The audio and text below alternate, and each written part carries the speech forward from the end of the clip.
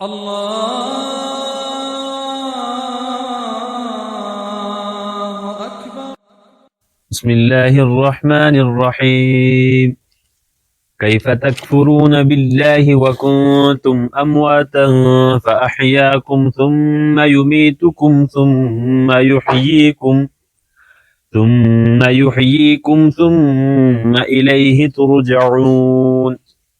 هو الذي خلق لكم ما في الأرض جميعا ثم استوى إلى السماء فسواهن 7 سماوات وهو بكل شيء عليم. صدق اللہ العظیم. جزاک اللہ.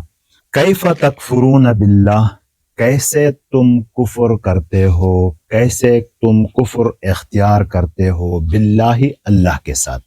وکنتم امواتا، اور تم تھے مردہ، حالانکہ تم تھے مردہ. فاحیاکم، تو اس نے تمہیں زندہ کیا. ثم یمیتکم، پھر تمہیں موت دے گا، پھر تمہیں مارے گا. ثم یحییکم، پھر تمہیں جلائے گا، پھر تمہیں زندہ کرے گا. ثم الیہ ترجعون، پھر اسی کی طرف تم لوٹائے جاؤ گے، واپس کیے جاؤ گے. هو الذی، وہ ذات ہے، خلق لکم ما فی الارض جمیعا، جس نے تمہارے لیے پیدا کیا جو کچھ زمین میں ہے سب کے سب. وہ ذات ہے جس نے جو کچھ زمین میں ہے سب کچھ تمہارے لیے پیدا کیا. ثم استوى الی السماء، پھر آسمان کی طرف متوجہ ہوئے. فسواہن 7 سماوات، پھر ان کو ٹھیک ٹھیک 7 آسمان کی شکل میں بنایا. وہو بکل شیء علیم، اور وہ ہر چیز سے باخبر ہے، اور وہ ہر چیز کا خوب علم رکھنے والا ہے. الفاظ ذرا دیکھیں، مشہور الفاظ ہیں سارے.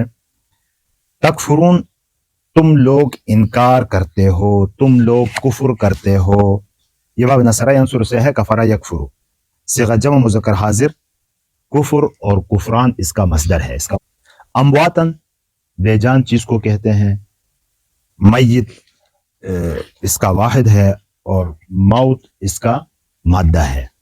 احیاکم، اس نے تم کو زندہ کیا. احیا باب افعال سے ہے، ماضی معروف صیغہ واحد مذکر غائب، مصدر احیاء، افعال کے وزن پر. اصل میں یہ احیاء تھا، یا کو حمزے سے بدل دیا احیاء.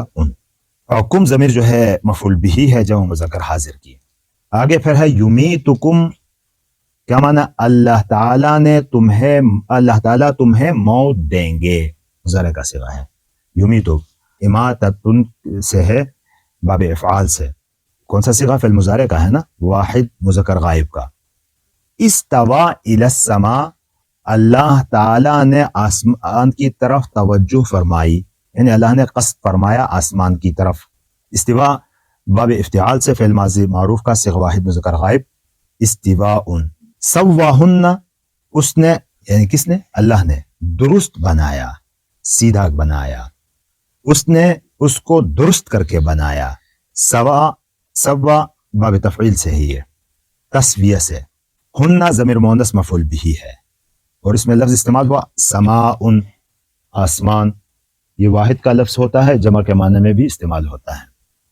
سماوات، اس کی جمع بھی آتی ہے سماء کی. علیم، بہت جاننے والا، یہ فاعل کے وزن پر مبالغہ کا صیغہ ہے، اللہ تبارک و تعالیٰ کا صفاتی نام ہے. اس سے پہلے اللہ رب العزت نے جو دعوت دی انسانیت کو کہ کفر چھوڑو، منافقت چھوڑو، اور اللہ کے وجود کو تسلیم کر کے اللہ کو یکتا اور واحد مان کے اسی کی عبادت اختیار کرو، اور جو نبی پاک صلی اللہ علیہ وسلم تمہارے پاس تعلیمات لے کر آئے ہیں ان کو مانو. یہ پہلے جو 3 گروہ بیان کیے گئے تھے، ان سے ان کو کہا جا رہا ہے کہ یہ عقل کے بھی خلاف ہے. ان میں سے وہی گروپ جو کامیاب ہے وہی طریقہ اختیار کرو. اور وہ کیا ہے؟ اللہ کو ایک ماننا، اللہ کو ماننا، پھر اللہ کو ایک ماننا، اور اللہ کے احکامات تسلیم کرنا. اور اللہ نے جو احکامات نبی پاک صلی اللہ علیہ وسلم کے ذریعے دیے ہیں تو حضور نبی اکرم صلی اللہ علیہ وسلم کو ماننا. جو آخری اس میں بتا دیا تھا ان سب کو. پھر عقلی طور پر ان کو سمجھایا جا رہا ہے جس کی طرف لوگوں کی توجہ بہت کم جاتی ہے. اس اللہ کا تم انکار کرتے ہو. وَكُنْتُمْ أَمْوَاتًا کہ تم مردہ حالت میں تھے, اس نے پھر تمہیں زندہ کیا. یہ لوگ مانتے تھے اس چیز کو. کفار مکہ جو ہے اس چیز کو وہ بھی مانتے تھے. کفر کرنے والے یہ بھی مانتے تھے کہ ہمیں زندگی دی ہے کس نے دی ہے؟ اللہ نے دی ہے. یہ ساری چیزیں وہ مانتے تھے, لیکن پھر وہ نبی پاک صلی اللہ علیہ وسلم کو نہیں مانتے تھے اور اللہ کے احکامات کو بھی اس انداز سے اللہ کو نہیں مانتے تھے جس انداز سے اللہ کو ماننا چاہیے. ہر ماننا نہیں ہوتا, جس انداز کا ماننا قبول ہے وہی ماننا تسلیم کیا جاتا ہے. یہ لوگ اگرچہ اللہ کو مانتے تھے لیکن رسول کو نہیں مانتے تھے, تو گویا کہ اللہ کو ہی نہیں مانا کیونکہ اللہ کی بات انہوں نے مانی ہی نہیں. یہاں فرمائے کنتم امواتا فاحیاکم, تم مردہ حالت میں تھے تو تمہیں زندگی بخشی. تو ہم مردہ حالت میں تھے پہلے کیا؟ بالکل, ہمارے ذرات کائنات میں بکھرے ہوئے تھے. گندم کہیں پنجاب میں اور دالیں کہیں پنجاب سے آ رہی ہیں, گھی کہیں سرحد سے آ رہا ہے, کوئی ذرہ لقمے کا کہیں سے آ رہا ہے, کوئی کہیں سے آ رہا ہے. مختلف جگہوں میں بکھرے ہوئے منتشر تھے ہم. وہی چیزیں اللہ نے ماں باپ کے اس میں جمع کر دی اور وہاں سے ہمیں دوبارہ زندگی دے دی. ماں کے پیٹ میں 4 مہینے کے بعد روح آ جاتی ہے انسان کے اندر. تو یہ ایک زندگی دے دی اللہ رب العزت نے. منتشر ذرات جمع کر کے بے جان ذرات ان سے نکال کے زندگی دے دی اللہ نے, ہے نا. ثم یمیتکم, پھر دوبارہ تمہیں مارے گا. اور اس موت تک بھی سب مانتے. ثم یحییکم, پھر دوبارہ تمہیں زندہ کرے گا. اب یہاں آ کے بعض لوگوں کی سمجھ میں نہیں آتی بات کہ بھائی کیسے اللہ دوبارہ زندہ کریں گے. اب دیکھو, اپنی تخلیق پر اگر سوچے نا آدمی, خود بخود یہ بات سمجھ میں آتی ہے. تخلیق ہماری جو ہوئی ہے وہ اس طرح ہوئی کہ ہم منتشر اجزاء میں تھے. ہم منتشر اجزاء میں تھے, بے جان اجزاء میں. گندم کا ایک دانہ کراچی میں سے آیا, ایک لاہور سے آیا, اور کہیں گھی کہیں سے آیا, چاول کہیں سے آیا, دالیں کہیں سے آئی, گوشت کہیں سے گوشت آیا. تو ان منتشر بے جان ذرات کو جمع کر کے ایک جاندار چیز بنا دی اس سے. اب یہی چیز اگر حل ہو کے مر جاتا ہے, موت آتی ہے اس کے اوپر, تو کہتے ہیں منتشر کو کیسے جمع کرے گا؟ بھائی جس نے ایسے منتشروں کو جو کائنات میں بکھرا ہوا تھا جمع کیا, وہ ان کو دوبارہ زندہ کرنا اس کے لیے کون سا مشکل ہے؟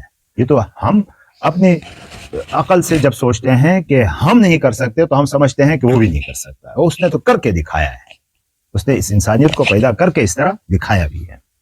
ثم یحییکم, پھر وہ تمہیں دوبارہ زندہ کرے گا. ثم الیہ ترجعون, پھر اسی کی طرف تم لوٹائے جاؤ گے. اب یہ نہیں کہ صرف زندہ کیا جائے گا, زندہ کر کے حشر کے میدان کی طرف حساب کتاب کے لیے دوبارہ وہاں جمع کیے جاؤ گے. آپ نے جو اعمال آپ نے دنیا میں کیے ہیں ان کا حساب کر دینے کے لیے. فمن یعمل مثقال ذرۃ خیرا یرہ ومن یعمل مثقال ذرۃ شرا یرہ, کہ ذرہ برابر خیر کیا ہو وہ بھی سامنے آئے گا, ذرہ برابر شر کا کام کیا ہو وہ بھی سامنے آئے گا. ما لہذا الکتاب لا یغادر صغیرۃ ولا کبیرۃ الا احصاها, ایسا نامہ اعمال سامنے آئے گا کہ جس میں ایسا نامہ اعمال کہ اس کے بارے میں انسان خود حیران ہوگا کہ اس نے تو نہ چھوٹی کوئی چیز چھوڑی ہے نہ بڑی کوئی چیز چھوڑی ہے, ساری چیزیں جمع کی ہوئی ہے.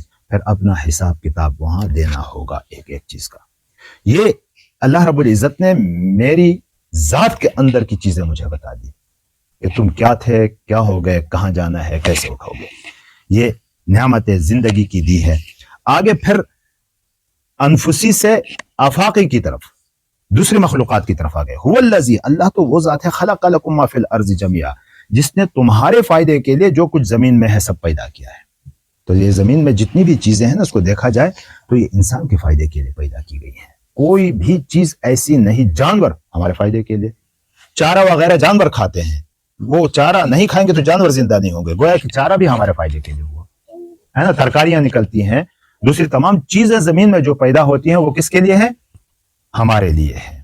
یہ زمین کی تھی, زمین سے آگے جاؤ. ثم استوى الى السماء, پھر استوا الى السماء ہوا. استوا کے معنی جیسے سیدھا ہونے کے معنی میں آتا ہے, تو مطلب کیا ہے؟ قصد کیا, ارادہ کیا آسمان کی طرف اللہ نے. فسواہن 7 سماوات, پھر ان کو 7 آسمان درست طریقے سے بنا دیے. اب آسمان اور آسمانی مخلوق اور آسمان کا سسٹم نہ ہو تو زمین پر زندگی کی گنجائش نہیں تھی. سسٹم ایسا اللہ نے رکھا.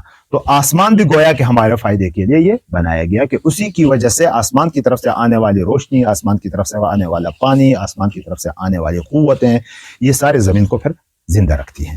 تو یہ کس نے کیا؟ اللہ نے کیا. تو ایسے اللہ سے تم انکار کرتے ہو، ایسے اللہ کی باتیں تم نہیں مانتے.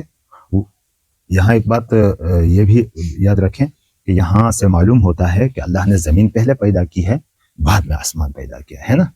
لیکن وہاں دوسری صورت ہے، کون سی سورہ نازعات میں ہے کہ والارض بعد ذلك دحاها، اس کے بعد زمین کو بچھایا.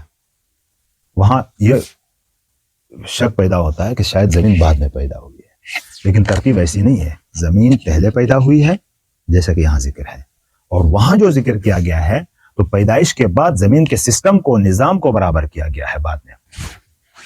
وَهُوَ بِكُلِّ شَيْءٍ عَلِيمٌ، اور وہ ہر چیز سے خوب واقف ہے.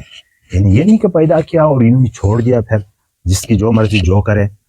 ہر چیز، ہر ذرے سے وہ خوب واقف ہے. بات کلیئر؟ کوئی بات سمجھ نہ آئی ہو؟